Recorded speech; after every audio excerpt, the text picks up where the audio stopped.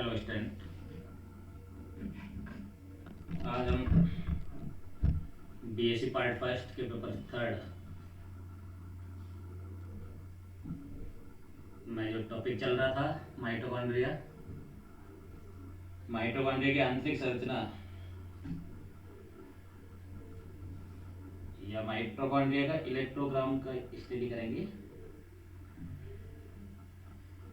परासंरचना Hindi word दिया गया था। परासंरचना का मीनिंग होता है इलेक्ट्रोग्राम।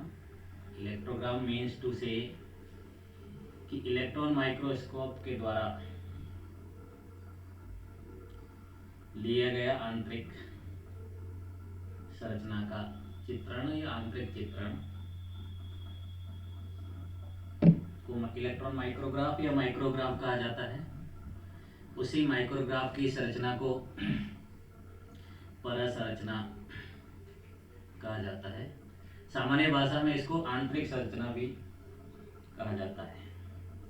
प्रीवियस क्लास में हमने इस बात पे डिस्कस किया था कि माइटोकॉन्ड्रिया के अंदर 4 कंपार्टमेंट होते हैं। आउटर मेम्ब्रेन फर्स्ट कंपार्टमेंट जो इसको सराउंडिंग्स रहते हैं, then inner membrane second compartment, third one is internal structure just like Christie matrix or particles, and fourth वर पेरीमाइटोकॉन्ड्रियल स्पेस। यह दोनों माइटोकॉन्ड्रिया के बीच में स्पेस पाया जाता है। 4 कंपार्टमेंट होते हैं। इन चारों कंपार्टमेंट की वन बाय वन करके इंटरनल स्ट्रक्चर के बारे में डिस्कस करेंगे। First of all outer membrane, mitochondria की बाहरी झिल्ली फास्फोलिपिड की बनी रहती है ना। पीएलपी प्रोटीन, लिपिड प्रोटीन के द्वारा निर्मित करती है। रॉबर्टसन के यूनिट मेम्ब्रेन प्रिंसिपल को फॉलो करती है। बाइलेयर लिपिड होती है। ये माइटोकॉन्ड्रिया को घेरे रहती है। इस झिल्ली में लार्ज नंबर ऑफ प्रोटीन्स उपस्थित होते हैं। इंटीग्रल प्रोटीन्स कहा जाता है इनको, आंतरिक प्रोटीन कहा जाता है। इन स्ट्रक्चर को पोरियंस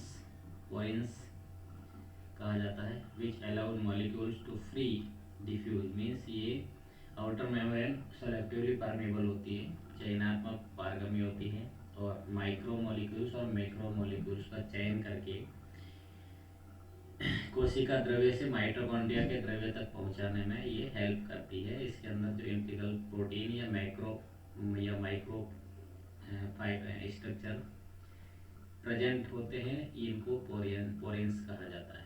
पोरेंस pass molecules less than 5000 D, ions, nutrients molecules, ATP, ADP, ये सब पास हो सकते हैं, है ना। The outer mitochondrial membrane is composed of 50% phospholipid by weight and contain a variety of enzyme। खूब सारे एंजाइम्स पाए जाते हैं। इसके बाद इंटरमेम्ब्रेन स्पेस के पहले थोड़ा सा आउटर मेम्ब्रेन ही है। इंटरमेम्ब्रेन स्पेस को इसको पेरीमाइटोकॉन्ड्रियल स्पेस भी कहा जाता है।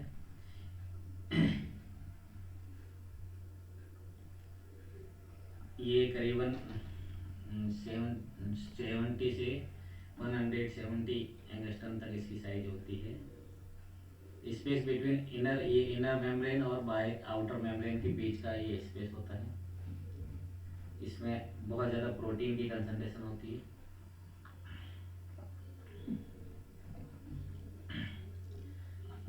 आउटर मेम्ब्रेन फ्रीली परमेबल होती है, और small molecules concentration of small molecules such as ions, sugar, ये सब इसमें परमेबल होते हैं, इसमें आ जाते हैं, है ना। देन इनर मेम्ब्रेन आंतरिक मेम्ब्रेन की बात करें, it is freely permeable only oxygen, CO2 और H2 को फ्री आने देती है, बाकी हमको सेलेक्टिव करके कंपोज करती है। inner mitochondrial membrane contain protein that perform redox reaction in oxidative phosphorylation, ATP synthase, transportase, transport proteins import Mechanic mitochondria fusions and fissions of proteins, ये सारे फंक्शंस इसमें होते हैं. Several antiport systems exist allowing exchange of anions between cytosol and mitochondrial matrix. कोशिका द्रव्य और mitochondrial matrix के बीच में माइक्रोमोलिक्यूल्स एंड मैक्रोमोलिक्यूल्स के आदान प्रदान करने के लिए एंटीपोड सिस्टम इसमें उपस्थित होता है. माइटोकॉन्ड्रिया की इनर मेम्ब्रेन अंदर की तरफ फोल्ड होकर के इसके इनवॉल्यूजर्स क्रिस्टी का निर्माण करते हैं और ये cristae is the site of cellular respiration, कोशिकीय श्वसन का स्थल कहलाती है. इसमें रेस्पिरेशन की रिएक्शन होती है, एरोबिक रेस्पिरेशन कंप्लीट होती है. कोशिकीय श्वसन में एरोबिक रेस्पिरेशन होता है. एरोबिक रेस्पिरेशन में भी क्रेब्स चक्र इसमें पूर्ण होता है. ये क्रेब्स चक्र का स्थल कहलाता है. Inner mitochondrial membrane is the site for Krebs cycle, है ना. प्रीवियस क्लास में हमने ये बात की थी कि mitochondria is the powerhouse of cell. कोशिका का शक्ति गृह कहलाता है. कोशिका का शक्ति गृह इसलिए कहलाता है कि उसमें शोषण होता है. जटिल कार्बनिक अणुओं को सरल कार्बनिक अणुओं में तोड़ा जाता है और एनर्जी लिबरेट की जाती है. वो एनर्जी विभिन्न सजीवों के विभिन्न जैविक क्रियाओं को संपन्न करने में यूज होती है. क्लियर. तो इसमें 1 मोल ग्लूकोज की कंप्लीट ऑक्सीडेशन में 2 रिएक्शंस होती है, ग्लाइकोलिसिस और क्रेब्स. ग्लाइकोलिसिस क्रिया कोशिका द्रव्य में साइटोप्लाज्म में होती है और क्रेब्स चक्र माइटोकॉन्ड्रिया की क्रिस्टी में होता है. क्लियर. क्रेब्स चक्र माइटोकॉन्ड्रिया क्रिस्टी में होता है. क्रेब्स चक्र स्टार्ट होता है 2 पायरुविक एसिड जो ग्लाइकोलिसिस की क्रिया में बनते हैं, कोशिका द्रव्य में बनते हैं. कोशिका द्रव्य से ये दोनों मॉलिक्यूल माइटोकॉन्ड्रिया की मेम्ब्रेन को क्रॉस करते हुए एक क्रिस्टी तक पहुंचते हैं और वहां पे क्रेब्स चक्र स्टार्ट करते हैं. ठीक है. तो माइटोकॉन्ड्रिया की जो ये मेम्ब्रेन होती है, इनर मेम्ब्रेन, इसके ऊपर F1 और F0 पार्टिकल्स होते हैं. सेम एक ही पार्टिकल होता है जिसकी पोजीशन होती है, कभी ये F1 फोर्स पार्टिकल्स के फॉर्म में एक्ट करता है और इसमें F0 फॉर्म में एक्ट करता है.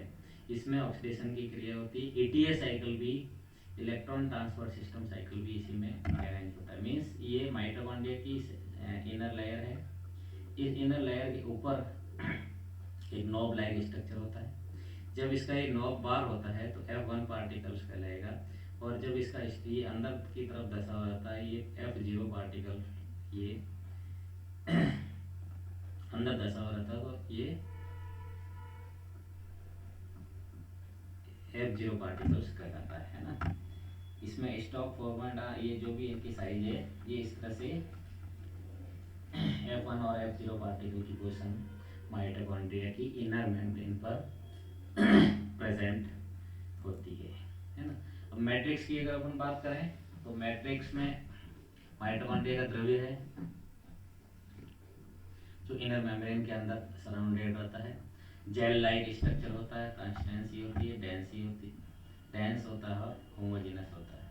ये 2/3 पार्ट प्रोटीन से कंटेंट रहता है. इसके अंदर एंजाइम पाए जाते हैं, माइटोकॉन्ड्रियल डीएनए पाया जाता है, राइबोसोम्स पाया जाता है, टीआरएनए पाया जाता है, ग्रेन्यूल्स पाए जाते हैं, फाइब्रिल्स पाए जाते हैं, ट्यूब्यूल्स प्रेजेंट होते हैं. Clear. Mitochondria is important for the production of ATP with the aid of ATP synthetase content. ATP synthetase enzyme इसके अंदर उपस्थित होता है. Major enzymes include enzyme involve in ये न्यूक्लिक एसिड वगैरह में जो भी एंजाइम होते हैं वो सब इसमें होता है. थोड़ा सा मैट्रिक्स के बारे में और अपन पढ़ते हैं. The mitochondrial matrix which is liquid form में होता है, ये आपको पता ही है. कॉलोइडल एरिया है, कॉलोइडल फॉर्म में होता है. Area encircled by inner membrane, inner membrane के द्वारा वृत्ताकार रूप से घिरा रहता है. ये contain soluble enzymes of Krebs चक्कर के सॉल्युबल एंजाइम्स, ये एंजाइम्स इसमें उपस्थित होते हैं which is completely oxidize the acetyl coenzyme A to CO2 और H2O में उसको कन्वर्ट कर देते हैं। एंड हाइड्रोजन आयंस इसमें होते हैं। Hydrogen ion reduce the molecules of NAD and FAD। NAD और FAD के बारे में आप जानते ही हो। NAD क्या चीज होती है?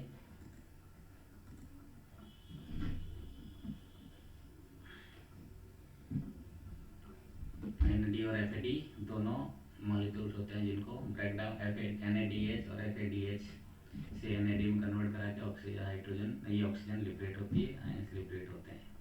रेस्पिरेटरी इलेक्ट्रॉन सिस्टम चेन बनती है जो ऑक्सीडेटिव फास्फोरिलेशन में ATP को जनरेट करती है। Mitochondria also contain their matrix single और डबल सर्कुलर DNA जिसको माइटोकॉन्ड्रियल DNA कहा जाता है।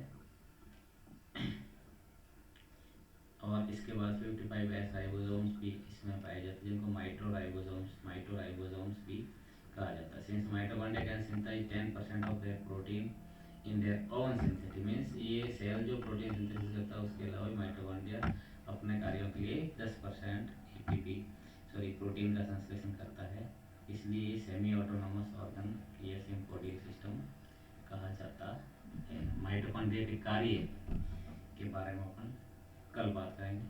आज माइटोकॉन्ड्रिया स्ट्रक्चर कंप्लीट हुआ। कल माइटोकॉन्ड्रिया का फंक्शन के साथ ही माइटोकॉन्ड्रिया प्रसंरचना यांत्रिक संरचना चैप्टर खत्म। Okay, thanks to all.